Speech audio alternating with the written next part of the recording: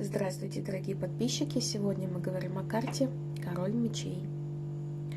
У короля мечей сердитое выражение лица. Он немного подался вперед.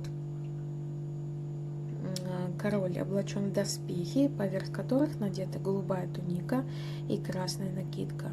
Он выглядит так, будто готов встать и отстаивать свои убеждения, мотивируя аргументы тяжелым мечом в руке. Как и все короли в колоде Таро, король мечей – закаленный и опытный мужчина. Он решительный друг или враг, могущественный и авторитетный командующий. Согласно мнению некоторых специалистов Таро, появление этой карты в раскладе может указывать на участие в судебном деле или правовом споре. Когда вы видите короля мечей в толковании романтических отношений, ваши отношения могут довести вас до адвоката, судьи или врача. С точки зрения стихий, все 4 короля Таро – воздушные интеллектуалы. Король мечей олицетворяет редкое соединение воздуха с воздухом.